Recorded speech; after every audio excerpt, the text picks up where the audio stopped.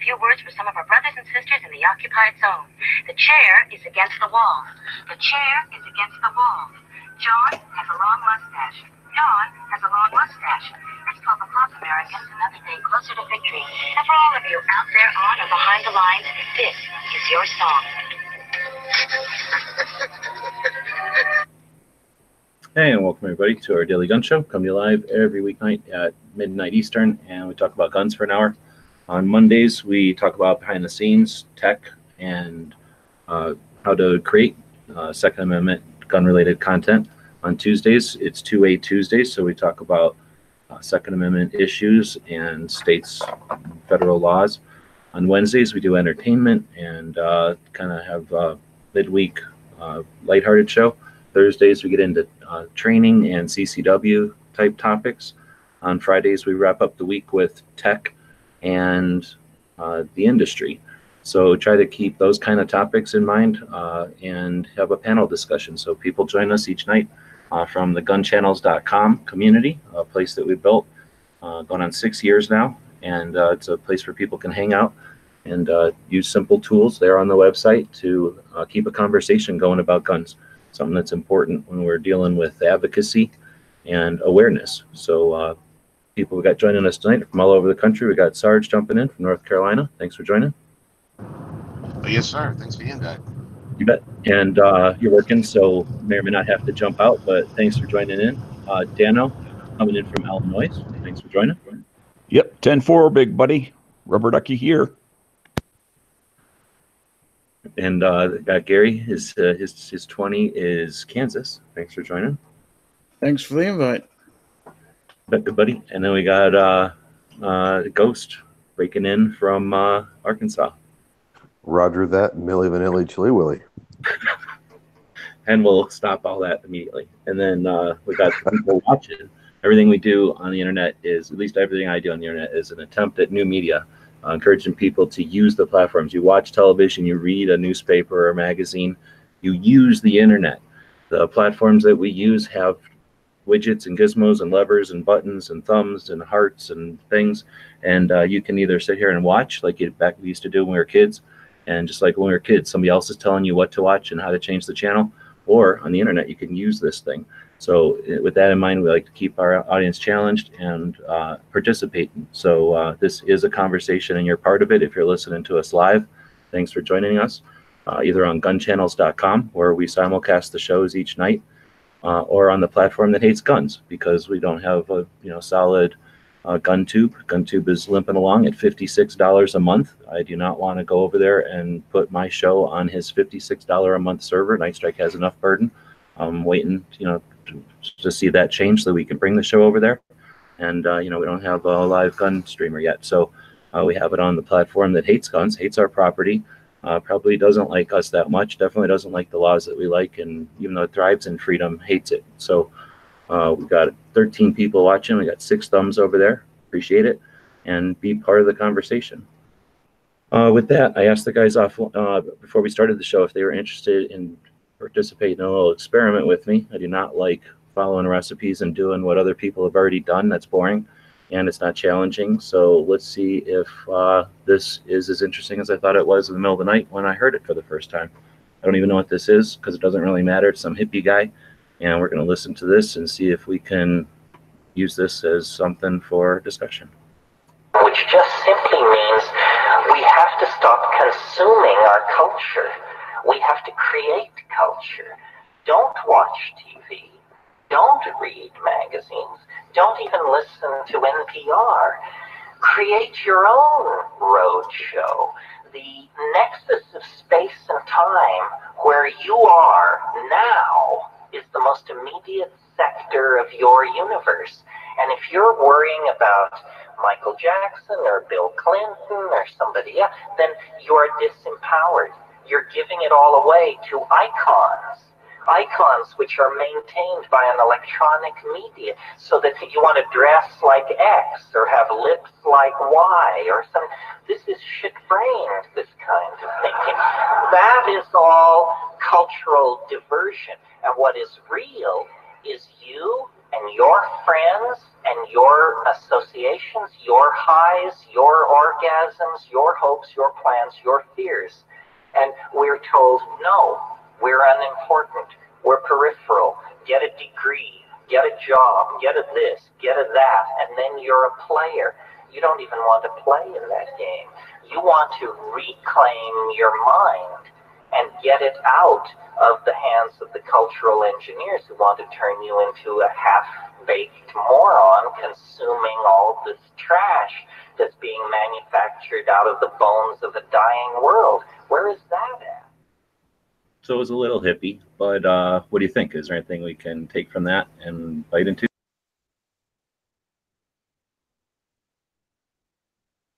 I mean, I think that he comes at it from a different perspective than probably most of us, but I think there's something there as far as being an individual and being who you are, regardless if it's in media or just in life. But I think there's something to, being yourself and not relying on what other people are telling you to do. So I don't have a problem with that.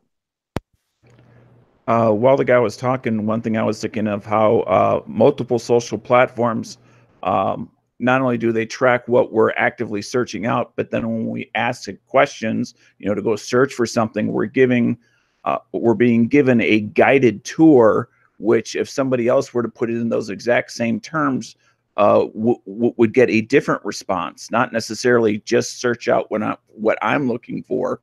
It's based off of what it thinks it wants me to go, rather than where I actually want to go, i.e. filtered results, things of that nature. Right, like if you don't pay enough attention or, I guess, look for enough doors, then the ones that are filtered up to the top or whatever, placed up at the top for you, kind of, even though you have the illusion of choice, you're being given a certain paths or whatever, right? Right. I mean, if you and I both use the exact same terms on a search engine, why would we be given two different sets of results? Well, because it has to do, like the algorithms or whatever, they keep track of what you do and that factors in. So right. But even though we might type in the same thing, which you would think would start with the same base set, whatever we like, I guess, meet. It's a word that has more than one meaning. There's a die. Like, let's say I'm looking for plastic dies and you were looking for reloading dies, but we both typed in dies. It's going to use dies, which could mean all kinds of different things. And it's going to use our history as part of its algorithm to filter. It's also going to use location. Oh, that's scary. Yeah, they definitely incorporate that. Well, I guess, and I'm looking at it from a perspective of, all this big media, extrapolates out of, or at least one of the places it comes out of is our educational systems, which have been overrun for now multiple decades by a certain mindset of personality that does well there, that succeeds well there, and that promotes from within for people who are like-minded from within that mindset. And wants to encourage not only others that work there, but also the students within those systems to think a certain way in order to pass the test, so that you can then go on to further. So you're basically saying it's kind of like a social institutionalism. Yes. In a nutshell.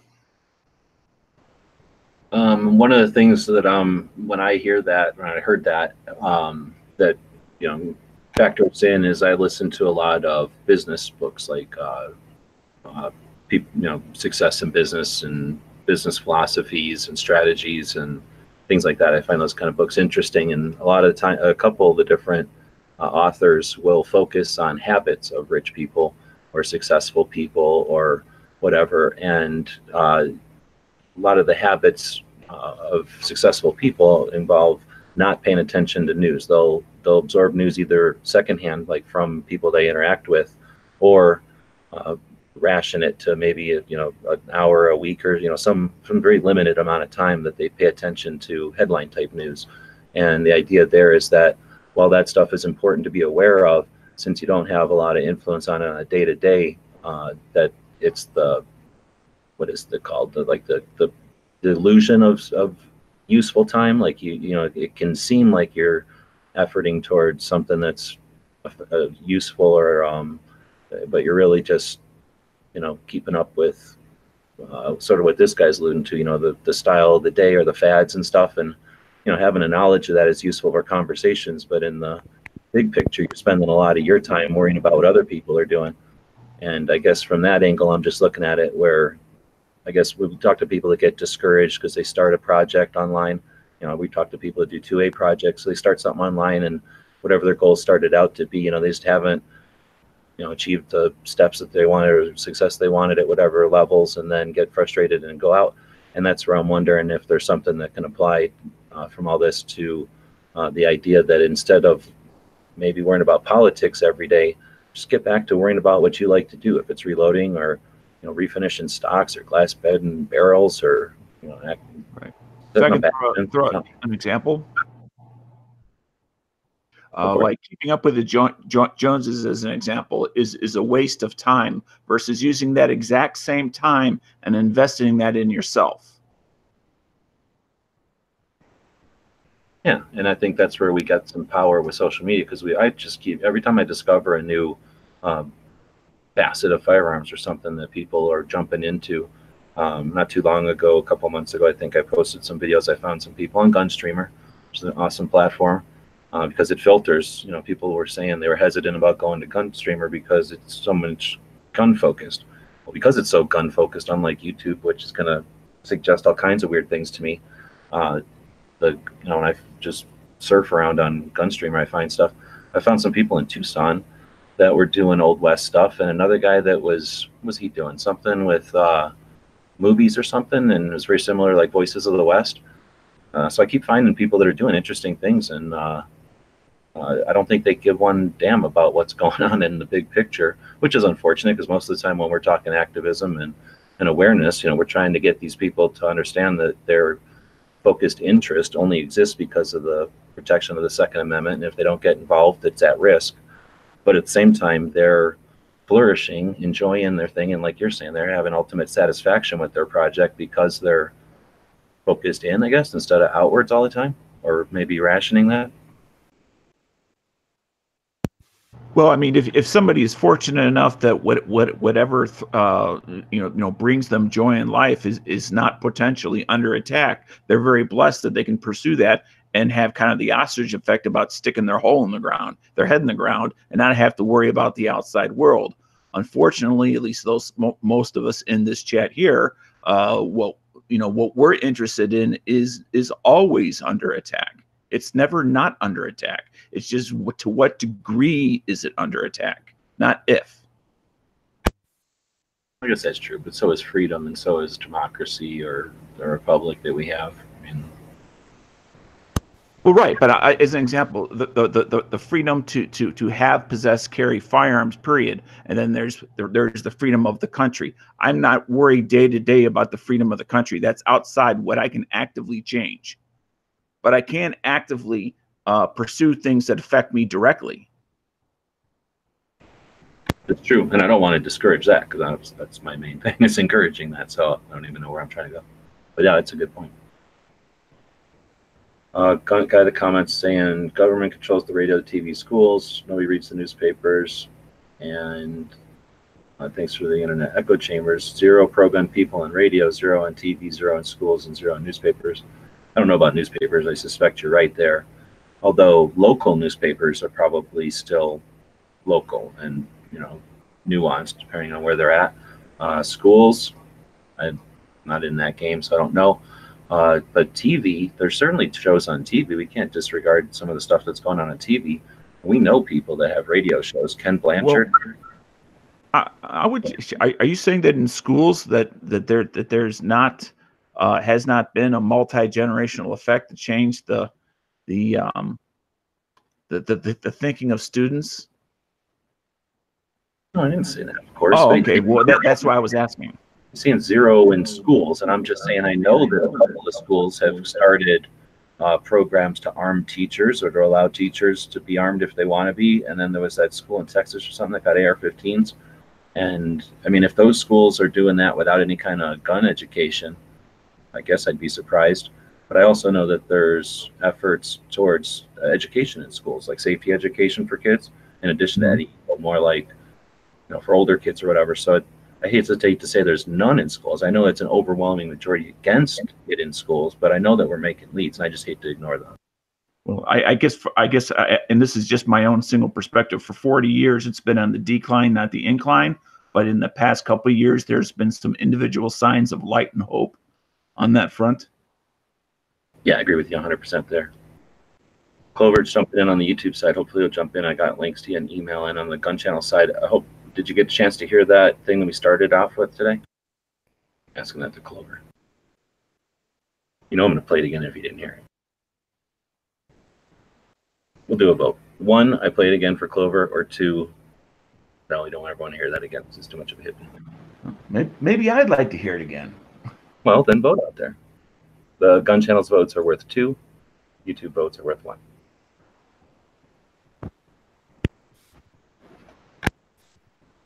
Well, it looks like Clover didn't hear it. So are you going to be able to jump in, Clover? I don't know if he's busy or something. I think it's his boy's birthday, but I don't know if he's still, celebrating or not. Ah, okay. Well, that's precedent, obviously. So 7, I don't know what to count 7 as. Play it 7 times? It's unprecedented. Well, if I voted in both places, that counts for 3 votes, right? Yeah. Okay. Whoop. Give me a minute, he said. Right on.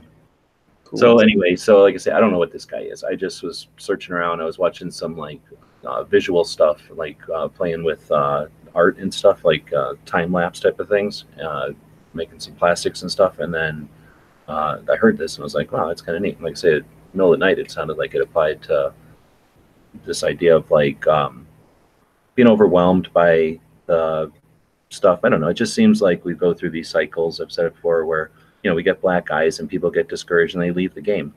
And that's one of the aspects that we should be aware of, and I guess try to, I don't know, prevent against. I guess let people know, hey, we're going to get black eyes once in a while. Anyhow, I don't know if that. I think this is about where it starts. So Clover, like I was saying, it's just some hippie guy. I heard this on the internet. I was searching around the other night, and we'll see if we can. What did you think about it? Which is a fancy term, which just simply means we have to stop consuming our culture. We have to create culture. Don't watch TV. Don't read magazines. Don't even listen to NPR. Create your own roadshow. The nexus of space and time where you are now is the most immediate sector of your universe. And if you're worrying about Michael Jackson or Bill Clinton or somebody else, then you're disempowered. You're giving it all away to icons which are maintained by an electronic media, so that you want to dress like X or have lips like Y or something. This is shit-framed, this kind of thinking. That is all cultural diversion. And what is real is you and your friends and your associations, your highs, your orgasms, your hopes, your plans, your fears. And we're told, no, we're unimportant, we're peripheral, get a degree, get a job, get a this, get a that, and then you're a player. You don't even want to play in that game.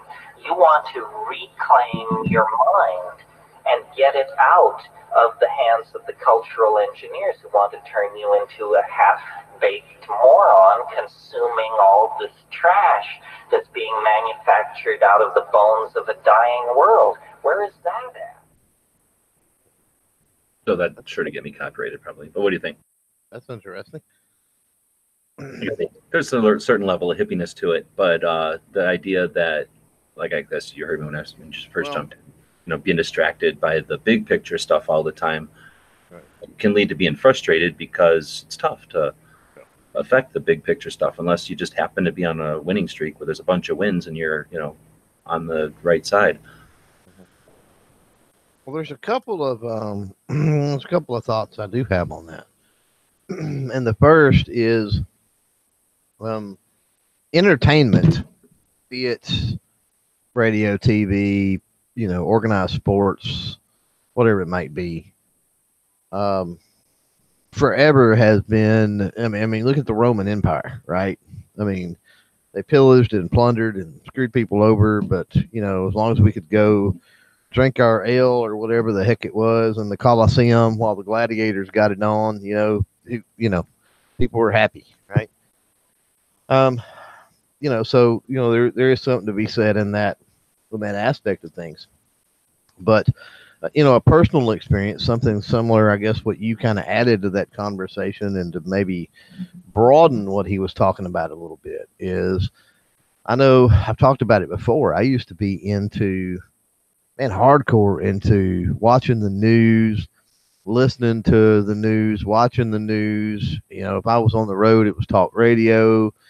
I was plugged in, boy. I knew every little minute detail of everything that went on, just pretty much whenever Pelosi took a crap, I knew it, right? Mm-hmm. And it was killing me. I mean, it was literally affecting my health. I knew it was.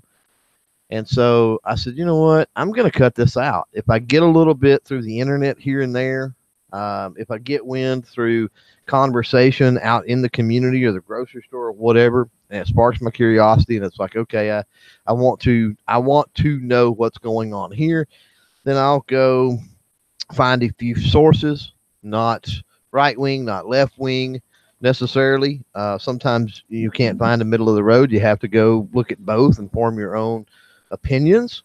But I did. I mean, I pretty much unplugged from all that stuff for almost a year. And the world didn't end. And no crazy legislation was passed during that time. And, I woke up in the same world every morning that I woke up. So, and it goes to a couple of things. It goes to, first of all, that yes, ignorance definitely is bliss, without a doubt. But at some point, we just get into a mode, and I think a lot of people do that out there with even with the 2A mission. Is they go into overload. I mean, they literally overload themselves with it. And I think that's a dangerous place to be as well. I think there's the old saying, everything in moderation, nothing in excess. And I think that regardless of whether you're talking about, the societal social things like he was talking about, be it music or movies or TV or Hollywood, or the political arena, or whatever your cause, your passion and your cause might be. I think that old adage, everything in moderation, I think it still applies. Yeah, I tend to agree with that. And there are people, and it's going to probably upset some people, and that's okay. But I think there are people within our own community that almost live and die with the latest bill that's being released. And I'm not saying they're not important, not saying that we don't have to fight. But I think there are people that need to get out more. They need to experience what real life is, instead of everything is so focused on being a 2A patriot. And not saying that's an important thing, but we know there are people out there that take it maybe a little bit too seriously sometimes, and they just need to enjoy life, go on vacation, go on a date every now and then, meet people outside of the computer. Because I think that's what this guy's talking about, is if you rely on one medium of entertainment, and that's what you become. And that's not always healthy.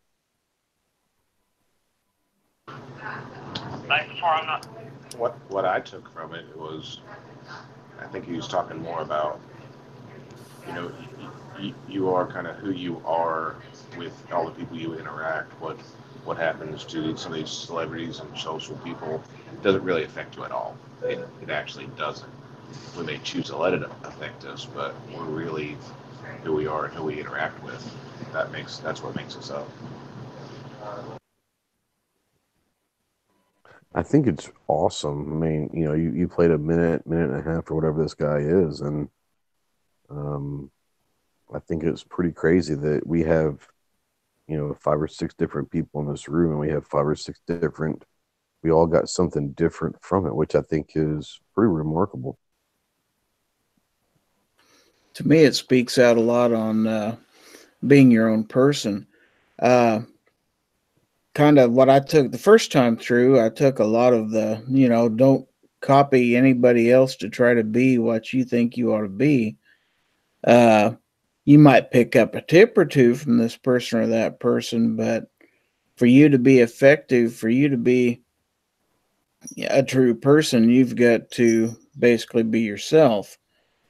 And it's kind of like when I have my show, it's not Clover Show, it's not Ghost Show, it's not G-Web Show, it's mine. I don't do it exactly like you guys do, but I've picked up a lot of tips from you guys. But I think people watch it because it's different.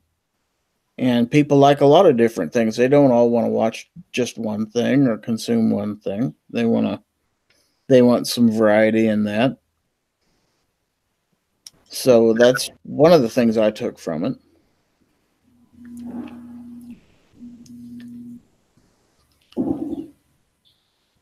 Yeah, I think that, man, I think it's really important. You know, the spirit of the individual is a very important thing, and there's a dangerous zone on the left of any political or societal argument that there might be, or rather on the scale of the argument, whether you're on the left side of that or the right side of that. I think there's a very dangerous zone in there where you're not an individual. And I think that most people should strive in life to remain an individual first and foremost. Yeah, I mean, the big thing that I touched on before when we first heard this was about being who you are and being happy with who you are. Right. And a lot of that comes down to confidence also. I mean, you have to be confident in who you are. And I think the problem that we have in society, not just in a two-way, but just in society, is there are a lot of people that aren't comfortable in their own skin. So they look to conform to something that they could be accepted to. And in the end, that's where you get hurt the most, is when you rely on other people for your happiness. And that's a valid point, and that it's also a double-edged sword. Let me interrupt you and say wow again. Ghost, do something on that if you can remember. That was cool. Sorry, Clover, go ahead. Well, I was just going to say that's a double-edged sword a lot of times that we get into, and whether, we want to rail on an SJW or whatever it might be, and we don't realize that just like we've got the hardcore, hardened people on our side of, a lot of the political issues of the day, that they're only getting their information from right-wing news, and they're only getting their information from YouTube channels that basically it's confirmation bias, that basically tell them what they already want to hear.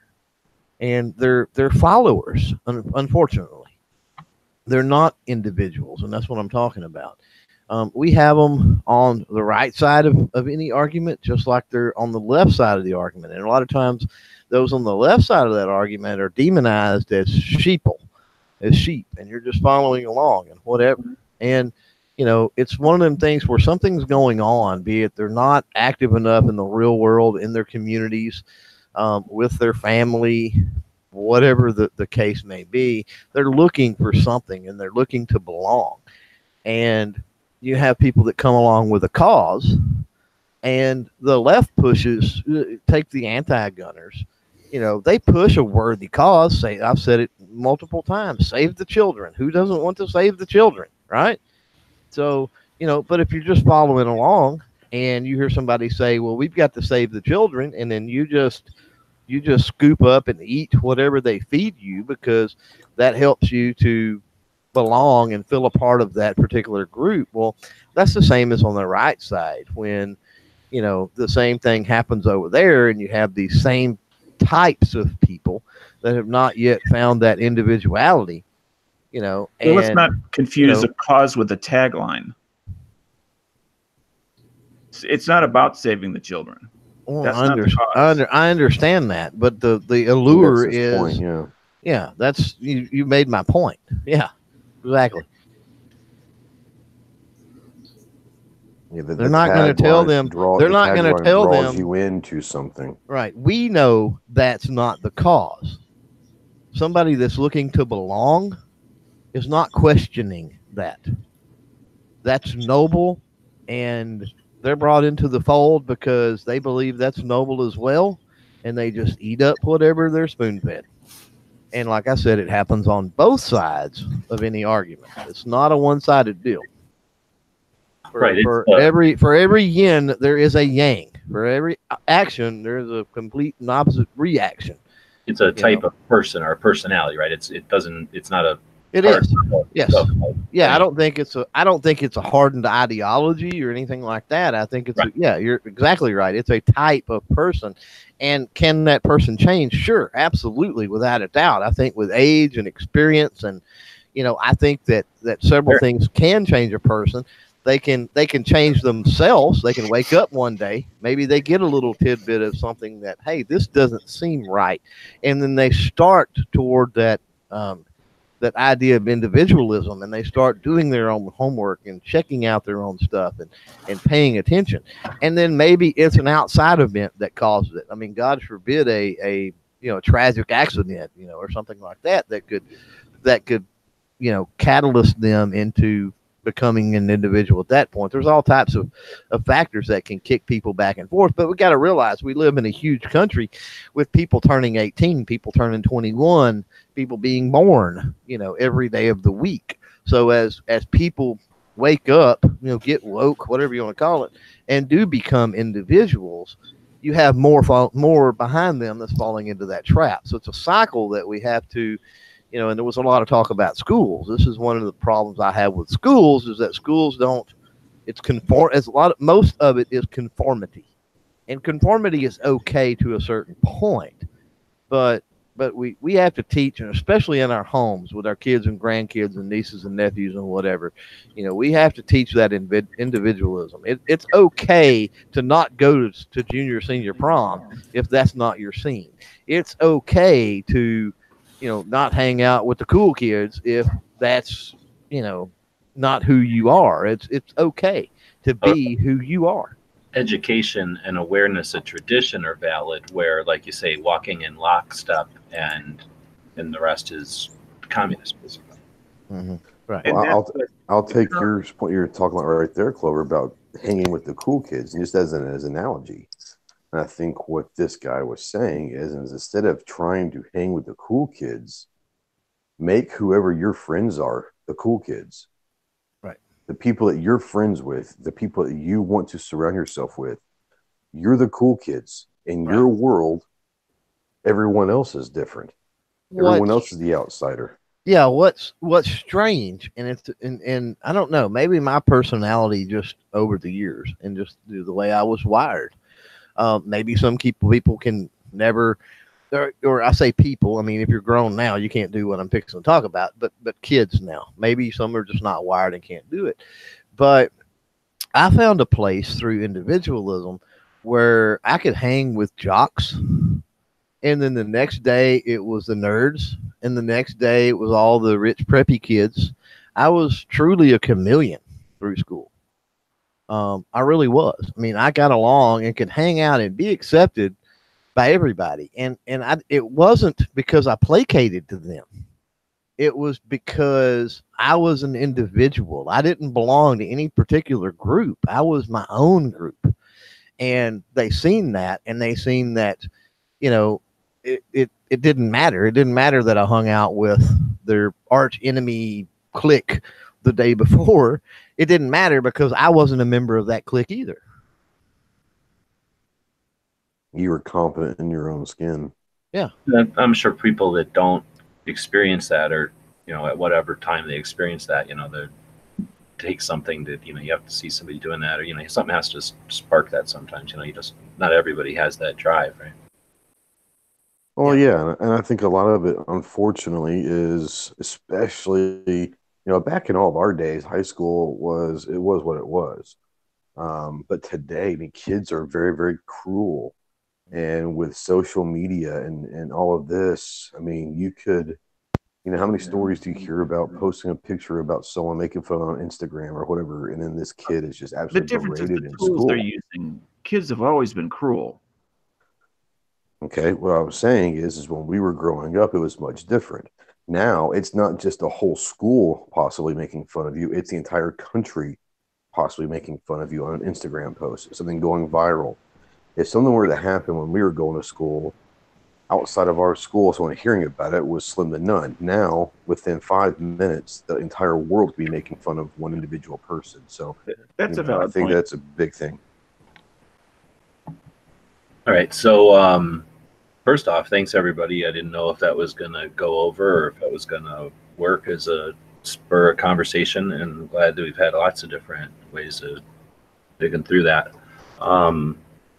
Dano, I don't know if you had a chance to throw something out there, if you were waiting to say something before we move on from. No, I'm Okay. good. So the way I looked, the way I'm, and Lynn, my first impression, I guess, kind of edited with what you guys have said, is I think that I get from it would be the idea that you can do stuff for everybody else. You can do stuff for the presentation all the time, and you can get satisfaction from that. But unless you truly get the satisfaction, like somebody who cooks a big meal for other people or something, there's people that'll cook a big holiday meal and be exhausted and gripe about it and wonder if they're ever going to do it again. And then there's people that thrive on that and they can't wait to do it again. They just love everything about creating a experience for somebody for an evening like that. So if you're the type that really experiences or really gets a pleasure out of simply creating content, I don't think you're even listening to this discussion the same way. But if you're the person who's debating or getting a lack of motivation for something you're already doing, or debating whether or not you're going to start a project, I think focusing on what you're interested in, and I'm just rewording maybe what I've said before, but focusing on whatever your interests are and sharing those interests with whatever group of people that come along. Again, collaborating with people on gun channels or the workshops or Clover's Thursday shows to get tips and tricks on how to do the actual gig, how to get the stuff on the internet and how to actually share what you're doing. But instead of necessarily trying to create something that's all polished and high production so that it goes out to the world, instead just do something that you're literally sharing with others. I think that you can get so much satisfaction out of that it could be much more than just an effort for awareness or to talk about a brand or to try to achieve certain numbers. No, maybe I'm just reiterating the same things again, but I guess I summed it up in my notes there as satisfaction versus success. So I guess what I got out of that was his little talk or whatever made me think that maybe it's worth reflecting or pausing to talk about just being satisfied with your project. We so often talk about how to be successful with your project and ways to determine if you're successful. I'm going to mute you, Sarge, because it's loud. But we talk about so much on measures for success. I don't know if we've ever talked about measures for satisfaction, and maybe that's the best way to say it. Is that he made me the way that he described something about doing the stuff for yourself, your friends, people that your range, your gun shop. When I started gun websites, I didn't sit there. The hell was this now? 15 years ago, and say, you know what? In 15 years, I'm going to be sitting in a chat and we're going to be making patches and we're going to be talking about getting 40 people to Tulsa and, and then NRA and then Tulsa again and then SHOT Show and even more in 2020 when, I never thought about that. I thought about, number one, we were sharing stuff that we could do out here in Arizona that people back east couldn't do. So it was a little bit of like, haha, look what I can do. And a little bit of like, hey, look what I found, or look what I can do now. And look at this. Remember how we used to talk about this? Here's one in our hands. And then that developed into, wow, we're getting some numbers and stuff. So we would help the shops that we were friends with. And we would, do what we could to get the word out for them. So it was really, I wouldn't say completely unaware of what was going on in the outside world, but we were having the fun we were having. We were invested in it because we were enjoying what we were doing, and it was a benefit, the success we were getting. And I don't know if that's, again, saying the same thing or not, or if that's useful for people, but that was my first notes there. And then I don't know if anybody wants to throw anything in there because I've been chatting for a bit. Otherwise, I'll go on to my next note here. Well, I think that's well said. I mean, if you're getting, and we talk about this on different chats and in private conversations, that there are people, and not just in the 2A community, there are people that get involved with, say, we'll just say YouTube or the social media game to get their message out. And then there are other people that get into this game to be rich and famous. And ultimately, the ones that do it for themselves or for their message are the ones that sustain. The ones that do it for the rich and the fame, they slowly die away quickly. So I think that you're right. If you're wanting to do something with this, make sure, one, you're doing it for the right reasons, but two, whatever your message is, understand that don't try to be popular. Don't worry about your numbers growing. Be true to yourself, and the people that do follow you, the people that do watch your stuff, are going to be loyal to you because that means that you found people that have the same interest. Yep. And you can, and we're doing it. We're doing what we like, and then with an overall goal of freedom and individual responsibility and protection of our Second Amendment. And well, anyway, I guess everybody can be the judge on whether or not we do a good mix of that, and we're all doing it differently. But you can be very involved in whatever it is specifically, but still be motivated and aware and useful to the overall movement, right? I mean, nobody's suggesting be blindly focused on some narrow thing and oblivious to the rest of everything. Right. So I don't know what it was that Clover was saying, but I wrote down individual versus and then quotes the NRA. And I think that, I certainly have said this a billion times before, but value your efforts. We're out here doing different things for different reasons and in different levels and all that. But I know, you are experiencing, as you watch the shows and listen to interviews, the individuals that have done, accomplished this, whatever it is that we have today, are all just human beings that got either frustrated and just started doing something. None of them are a Bloomberg situation where somebody with money said, this needs to be done, so I'm hiring you to do it. None of them are like that. Every one of them is somebody who's frustrated and started doing something, had some level of success accidentally or intentionally or with the help of somebody else, and then continued with it, found their satisfaction and pursued it, and then were ultimately successful or whatever. But nobody, like I say, comes from some what is that boy band where those bands where they just hire a bunch of singers and now you're a band. None of it was like that. And so I'm encouraging everybody to value what you're doing. And again, if you're considering doing this stuff, because this is Monday and this is what we're all about, is cheerleading and giving you the inspiration and the encouragement to be part of this whole thing. When we as individuals participate in the conversation, and by that I don't mean right now, but everything online, all the different platforms, all the different ways that we can utilize getting our experience with firearms and the Second Amendment on the internet, we're combating that concept that the NRA is doing it, or the NRA is against us, or all the gun owners in the NRA. Like so many times this last week, listening to those jerks in the House, telling us what 97% of the NRA wants, or telling us what 90% of gun owners want.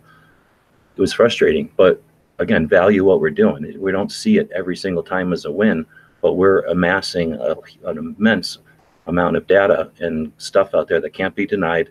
And literally, as we become more savvy and more able to present our point of view to the whole world, to the entire voting population of this country, is all that matters, I guess.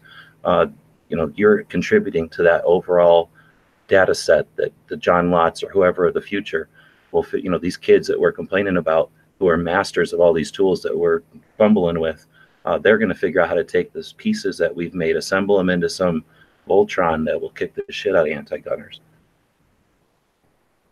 Yeah, I think that, and kind of going back on a personal level, I remember, it was a couple of years ago, well, it's a year and a half ago or so, and I'd only been in this for a couple of months, and finally, started talking to G a little bit, and I remember you used to, you're gonna say you weren't mad. I know you weren't mad, but you used to get onto me and Clover pretty heavily early in the days when we were a couple hundred subs or whatever.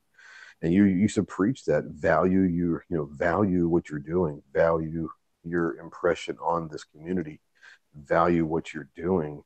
And that stuck with me to the point to where I quit caring about it. And I swear to you, I mean, it's one of those things. I haven't looked at my numbers in months. And it was a great revelation to me to not care about my numbers. I quit looking at my numbers in October, and I quit watching the news in October. And I made a conscious decision in October to be me and not care about anything else. And that has been the best thing that's happened to me because, like you said, you're part of this two-way community. But what you do, for me, it's concealed carry and training. That's my thing. And there are a lot of people that's a part of the two-way. Then you have the FUD life that Clover's got, and you've got the activism stuff that that G's and you have, everyone's got their thing. Travis has the reviews, and we have all of our little parts, but as a whole, as a group, we embody what is the two-way. We embody freedom. And even though we're all individuals, together we're much stronger. We're strong as individuals, but when you put us all together, it's a pretty good army. But you have to have a group of individuals to make a team.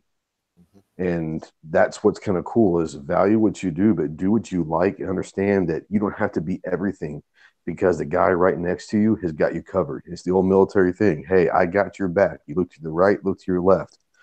You put your life in their hands and expect them to put their lives in your hands. And if you can honestly buy into that mentality, that's when you've got something special. Yeah, and the masses will follow the individuals. That's the other thing. I use this analogy a lot, but big corporations did not settle the West. The government did not settle the West, and Amen. And mass, whole towns and stuff didn't just up and move west. It was one family at a time in the middle of the night. Screw this. We're tired of it. We want something different. We're gone. They loaded up the wagons. They left. Eventually, there was enough settlements and stuff that what happened? Capitalism and the railroad said, hey, we've got all these people out west we can sell crap to, but we got no way really to get it there that's reasonable. And there's all these other people now wanting to mass exodus to the West and take part in the life that those individuals have went out there and now set up. And they need a more, reasonable way to travel and go. So we're going to build the railroad, and then they did that. And then capitalism, of course, capitalism's an idea, but commercialism, I guess, maybe is a better way to put it, or commerce, followed. And then, and then the government seen that, and they were like, okay, well, there's Indian settlements, and so we need a military presence because regardless of how you feel about all that mess, which can get sticky, but hey, let's put some outposts out there because we've got a lot of our people now that's went. But it all started with one family that got up in the middle of the night and said, screw this, I'm going out on my own, I'm going to do my own thing, I'm going to go find my own way. And they made it happen, and they didn't make it happen in the end. They didn't make it happen just for them, but they forged the way and they pioneered the way for everybody behind them as well. Very nicely said. That was profound. I enjoyed that. Well, I seen a thing earlier. It was an Instagram post, and I don't know if you guys seen this, but it was a wolf pack, and it was talking about. It said the leaders always got the hardest job or something because they carved the path or something like that. And it was in like 3 or 4 foot deep snow. And the wolf in the front was basically digging out the path in the snow. And the pack was, of course, following him. And so that made me think about the whole, heading west type scenario too. But I mean, you've got to be pretty strong in your individual, in your comfortable in your skin. Y'all, several people's already said it. You got to be comfortable in your skin enough to up and up and be able to do that. And here's another thing: whether you're looking to, ramp up your game as a content creator or an activist or whatever, here's the other thing: the same as those settlers headed west, your family's got to be behind you too.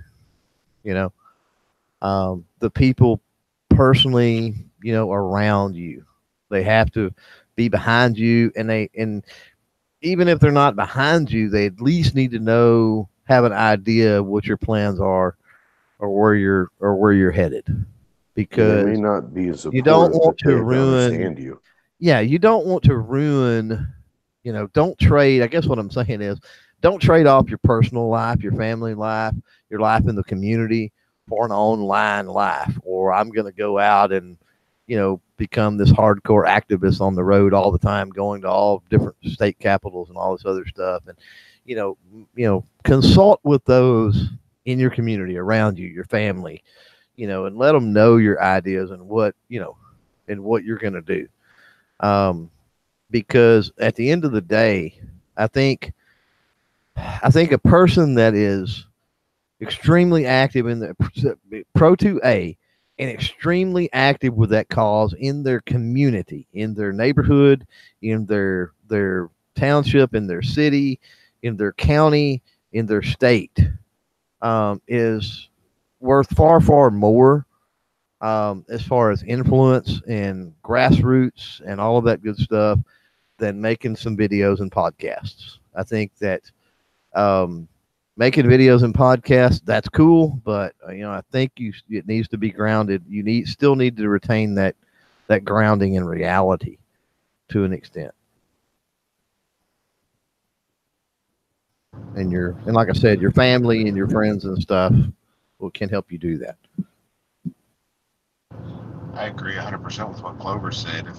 If your family's not with you, there's no way you can put out a full effort into this online content creating and the live streaming. If they are not willing to let you give up some of your time, if you guys aren't on the same page, then you're not going to be successful. So they definitely have to be with you. So you guys are talking about in some respect, the time commitment that's necessary for creation of content, and something else. Maybe I'll save this for another Monday show, or we'll talk about a Thursday show or something. But let's talk about audience. Not everybody's going to create content, but come on, the audience is the power. The people that have votes and have interactions with everybody else in the world. We all have interactions with people in our family, our school, our churches, our civic organizations. When we go wait in line for the tires or for a teeth cleaning or whatever it is, we all have these interactions. So we're all part of the country, and we're all part of the culture and the society, whatever we want to divide ourselves up as. And as audience, you don't need a heck of a lot of time to be a very effective. Think of somebody like Marco or others that do the reposting, Concealed Carry Nation. Very successful, satisfied with their projects and effective with their projects. They're created enough momentum to be useful for different 2A goals and things, and not a lot of time as far as creating videos and fostering a channel or any of that. Just people in the text chats. I mean, we have people out there that we would consider good friends that we've never met. They've never been in a live conversation. They don't create videos, but again, they're very knowledgeable and proficient on these platforms. And again, these communities that exist online, the platforms, gun channels, whatever's next, forums back in the day, what they do is they allow us to communicate with each other and exchange ideas, right? So the people that create content give us the catalyst for the conversations and the things to spark and the places. Night Strike and Gunstreamer give us literally the forums. I guess Gun Channels also gives us a forum to do the conversation, but the conversation is all of us. So maybe we should focus some time on, as audience, what we do and what power we have and how to be most effective and that kind of thing. I've said it a bunch of times. Go ahead. I was just real simple what I was going to say. I've said it a bunch of times. It's all about the conversation. At the end of the day, it's all about the conversation.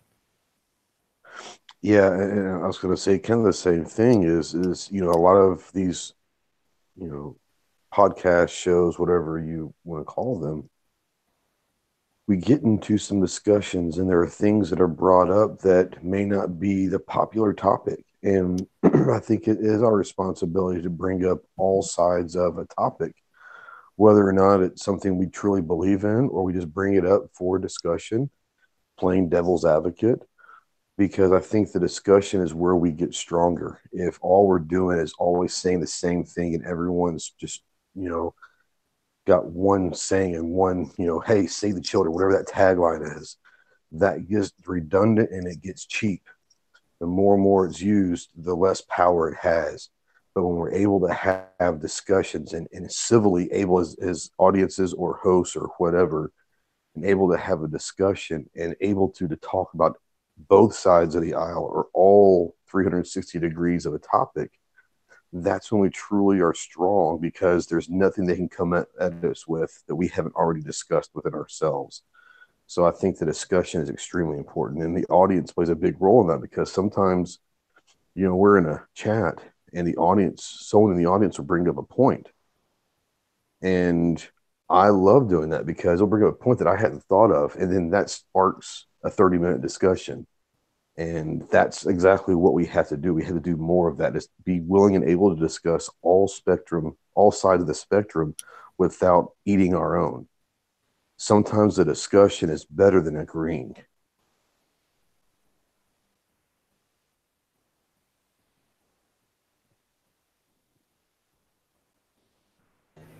And that's some dead air right there. I can kill a chat with the best of them, man. So I've been digging around for stuff and not paying attention to the chat. So we'll see what's going on over there. Well, I don't know what you guys are talking about. Oh, I'm on top chat. Man, they got into some SHTF stuff, looks like. By the way, you can change that from top chat to live chat in the advanced settings when you set up the chat. Oh, really? Thank you. And that'll happen to that'll happen to the people when they show up also, or just you when you view it? My understanding is it's the way for how everybody sees the show, but I could be wrong. I just saw the setting in the advanced settings. Okay. I'm gonna flip that next time. So yeah, everybody else remember that, and we'll see if that happens, because that'd be a super nice thing to do for everybody. So I'm going to go back to something that Adam said a long time ago, but I thought it was interesting. And I don't know if it's just reiterating it or not, but I think this is the way the saying goes. Small minds discuss people, average minds discuss events, great minds discuss ideas. I love that. That's awesome. Yep. Yeah, I mean, I think that's kind of exactly what we're all kind of hinting in, and we have our own ways of expressing that same thing. But the conversation, the discussion, however you want to call it, has to be. It can't be blinded. It can't be one-sided. It can't be an echo chamber. If we're truly looking to make a difference, we have to be able to discuss and debate every issue to its fullest, because if we get surprised, they'll know it. But if we practice it within our own ranks, we'll never be surprised. I'm going to play devil's advocate just for a moment, but it's also part of what I'm saying I actually believe in is as an example, if we wanted to have a frank and honest discussion on how do we get to the point that no one needs guns, it's literally that safe. How do we get to that point? Or another one might be how if it granted a different topic for a different discussion, but abortion and how people feel about that. Some discussions are not easily discussed because there's clearly not going to be a conclusion regardless of how long it goes on. Uh-huh. Well, but see, that's the beauty of it. We don't have to have a conclusion. But then we got to look at the what did you say about? Repeat that about the guns one more time. About how we could get to a point where the need for firearms would no longer be needed. Right.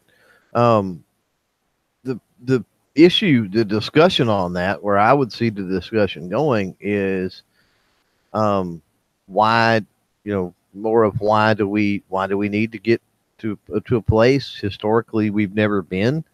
So historically, water has never been dry. So, yeah, I mean, it's one of them things that you get into a thing to where I think the discussion goes with that is you go back to the beginning of time, whether it was picking up a rock or a stick or whatever the case may be to defend yourself or to feed your family or to, whatever the case may be. Because that statement did not come in the context of the Second Amendment either. So that's an even broader conversation that can be had. I mean, going back in time can be a double-edged sword because we also used to have slavery and had a whole bunch of other really bad things going back in time. Slavery did not protect slavery. There was what good came of slavery, though. Then we start getting into the conversations about that because, being able to defend yourself is it's a human principle. I mean, if, and some people don't believe that. That's the weird thing. Some people believe that if you're attacked, you just lay down and take it, which is weird.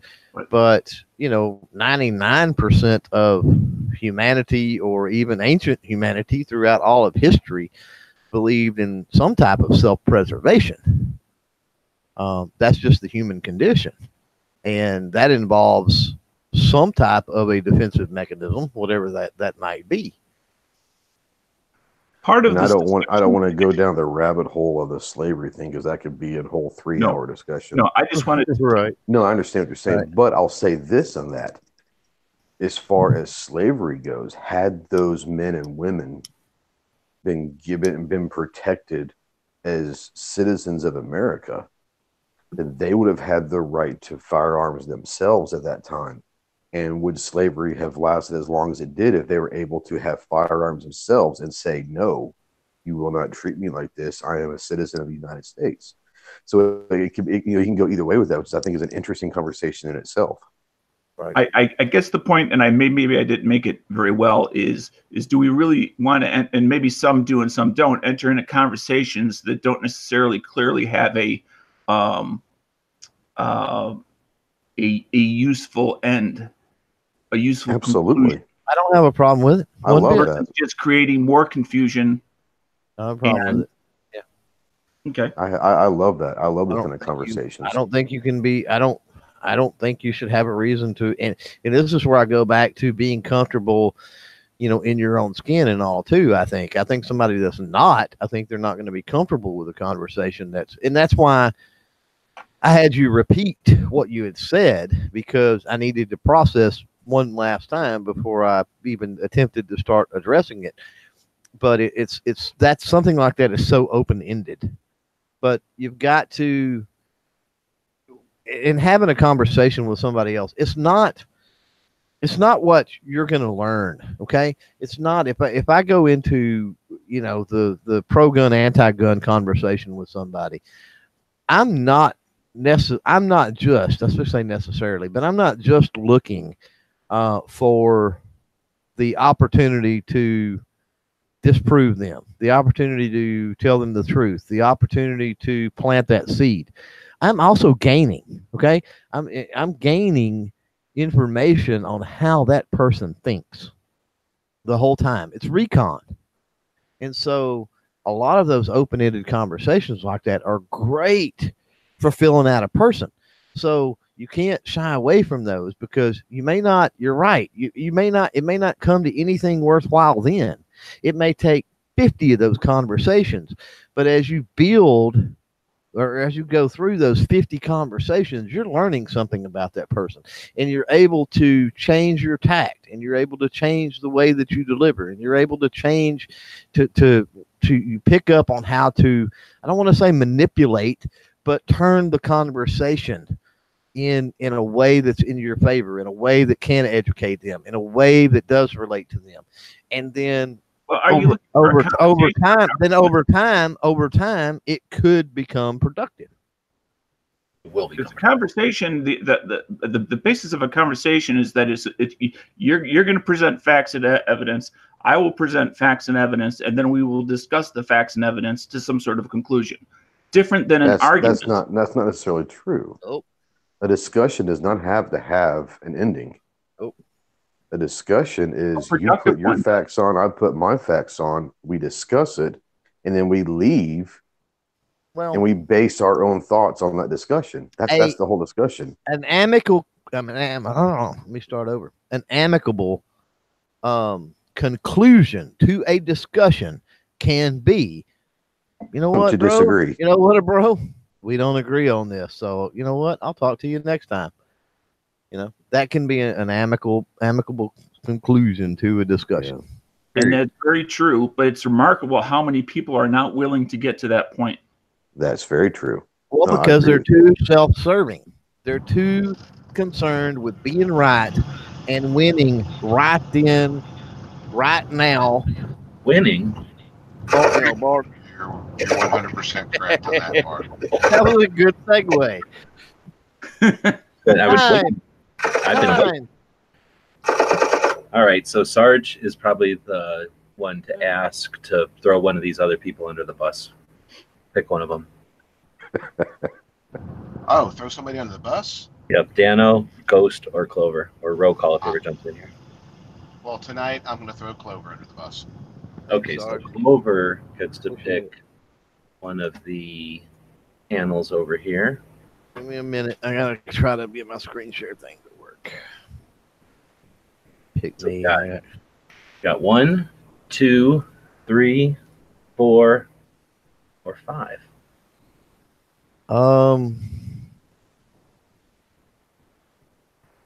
Okay, that's 1, right? Yep, 2. Show me 2. I'm thinking 2. Yeah, I want 2. All right. So then this is a tactical pop quiz for those of you that aren't familiar. Today's question is, I should have got this going. So we'll go over here and go, this will be for either side, gun channel side, or the... One of the best ways for directors to understand what active shut up.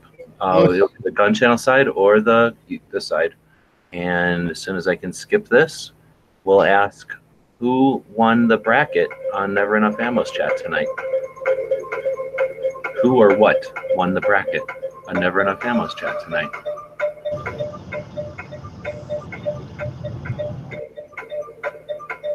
$42? It's not the answer. Sounds like a fascinating question. I'm sure there's a lot of information coming in. Can I say an answer since I'm driving? PBR? Nope. Although it's about to end. Oh, nobody knows. Nobody knows. No idea. Nobody watched Matt's chat all the way through to the end? You know, I actually know the founder of who created the tactical pop quiz personally. And I think he might have a few suggestions for you. Mallrats was not the winner. Mallrats was not the winner. Eddie Murphy was not the winner. Didn't watch it at all is not the winner.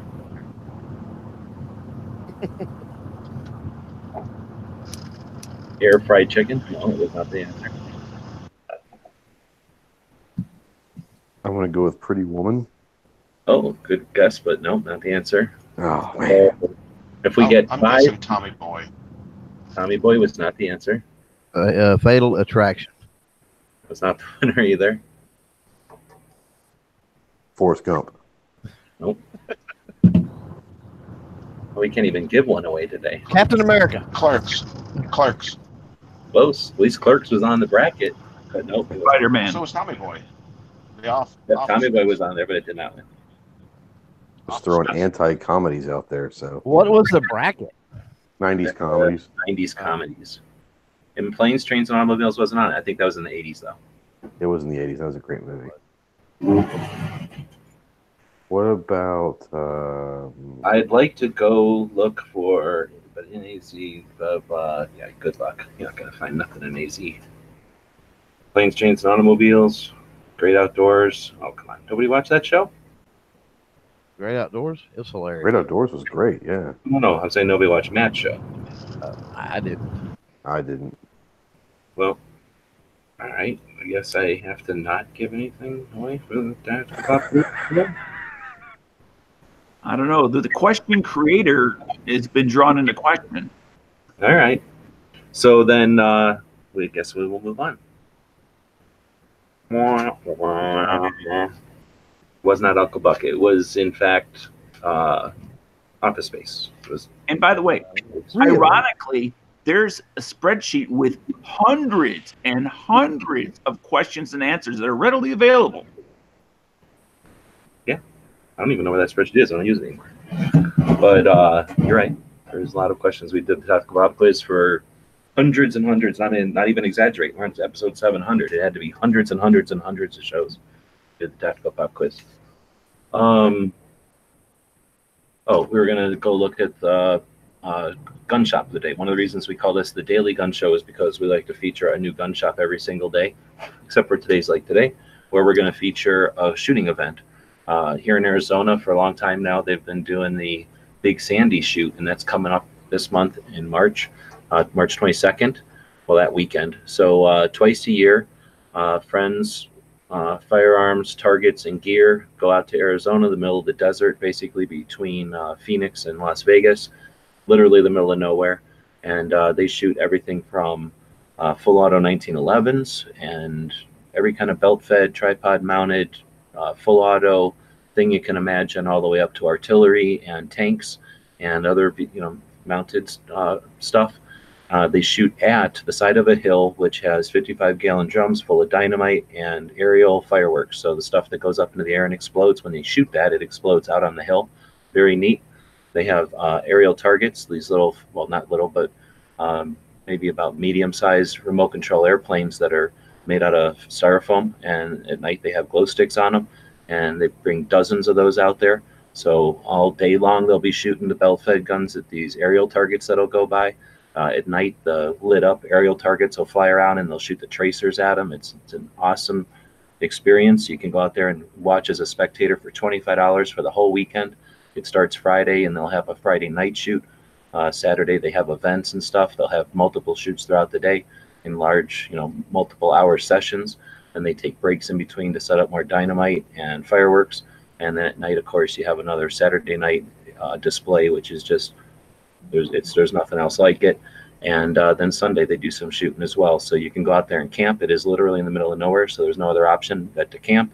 You probably have to drive an hour plus to get to a hotel from there, and it makes it an awesome experience. And you really have to put in the effort. So you're there with people that are putting in that same effort. So there's something about the experience of doing something that takes just a bit of effort beyond the ordinary, and the payoff is insane. So if you are going to travel to do something gun related, put that in your bucket list. It's twice a year. It'll be coming up this month on the 22nd. And you'll hear things like this. I'll try this again. Oh, snap. This isn't unprecedented. Back in the days, we had this sloppy tactical pop quiz guy, and often you would have a test where nobody knew the answer to these crazy things. All right, so this time we'll choose Dano, and you'll call out one of these other people. What am I calling out? One of the other people on the panel. So it's totally random. I'm trying to create a totally random. All right. How about Ghost? So Ghost gets to pick one of these panels. We got panel 1. We call this one panel 2. This one's the 3rd panel, 4th panel, and the 5th panel. Let's go number 5. I like that. 5th panel. So let's see. Everything is still on this one. Nothing has been claimed from this one, as far as I know. So the question on this one will be hopefully reachable by somebody who's watching on either the gun channel side or on this other side. So name something interesting firearms related that happened in February. First one to name an interesting firearm event that happened either historically or recently in February. 42 is not the answer. No lie, it's not the answer. Still no answer. No, Dano beat me to it. No, that's not an answer. Although Dano did beat a lot of things in February. Still no answer on YouTube. It's working. The Glock 48. I don't know what that means. 1911 patent. We have an answer. Look at that timing. It was as though he answered it right at the time. So yeah, the 1911 was both patented and the patent was applied for and granted in February. I guess in 1911, huh? So A-Folk is doing something unprecedented. He's going to be playing along with one of our Patreon supporters. So we're adding something new to the mix.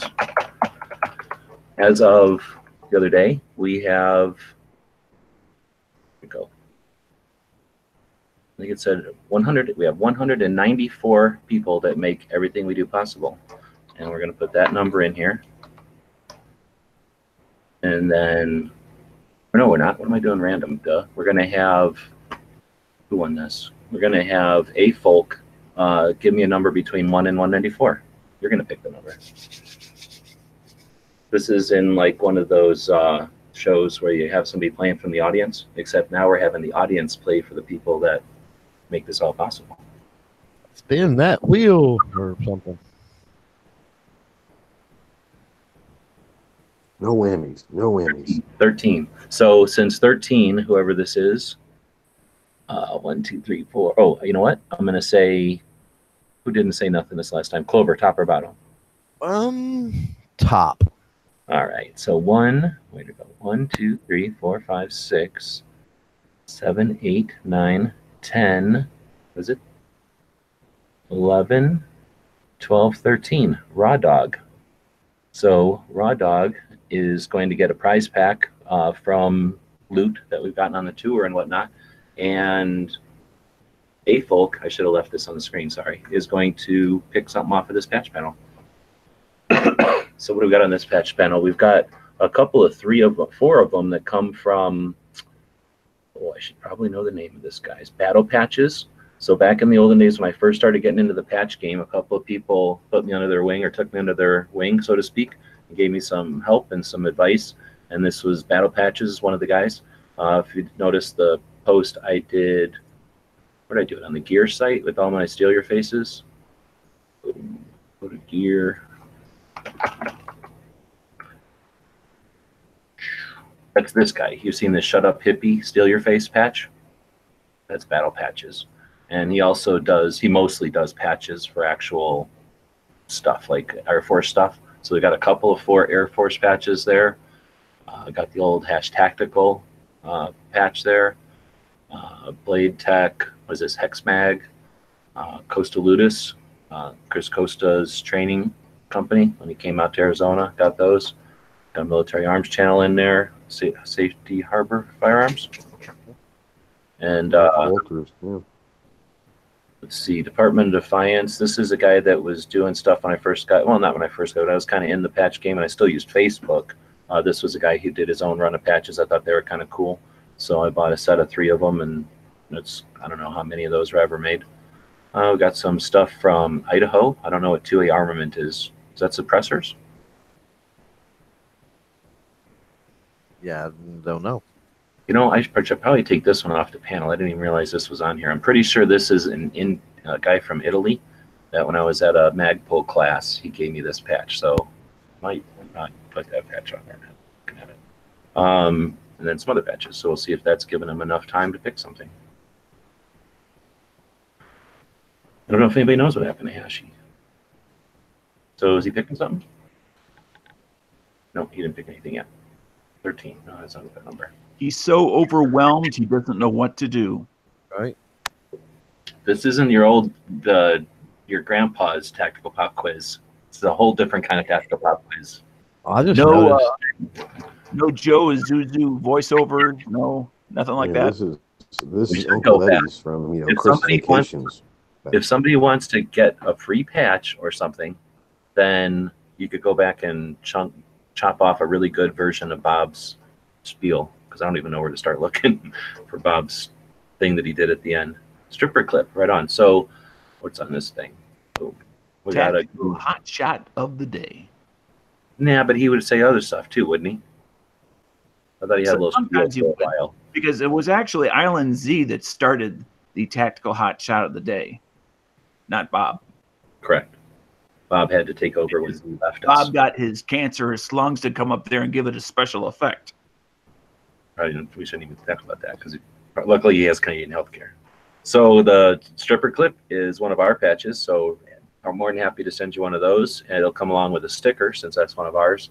And yeah, thanks for playing the quiz. We will put a note over here to send Raw Dog prize pack as well. So that's another thing we added to the Tactical Pop Quiz to make it even better than the old-fashioned Tactical Pop Quizzes, which were okay. They were pretty good. What do we got left? I think we're done. It was a pretty good show. I really appreciate everybody jumping in and being part of it. When it started out with just me and Sarge, I figured we'd end up talking about Sarge's cameras. We had it all planned out, and everybody jumped in, and we ended up devolving into a pretty interesting conversation. Hopefully, it was motivational. I don't know if the people are going through, skepticism or debate, internal debate on whether or not it's worth it, or the frustration of not always winning. But I know I've seen people drop off like. I don't know, you see them drop off after losses, and when the odds look like they're working against you, and then it's not necessary. It's not a game of win. It's not a strategy of like a baseball game where you win with points. It's a long-term thing like mowing the lawn, or shoveling snow, or raising kids. Right? It's just something you have to do every day, and sometimes you get to look at it and enjoy it and be proud of it, and other times it's just a freaking job. And other times it's a nuisance, but sometimes you have picnics and you have puppies running around out there and kids growing up. So it's all for the good. And thanks everybody for jumping in. Ghost is tomorrow. Night Strike's tomorrow. Big Gunner 81 might be out there still doing stuff. We'll be back here. Same thing.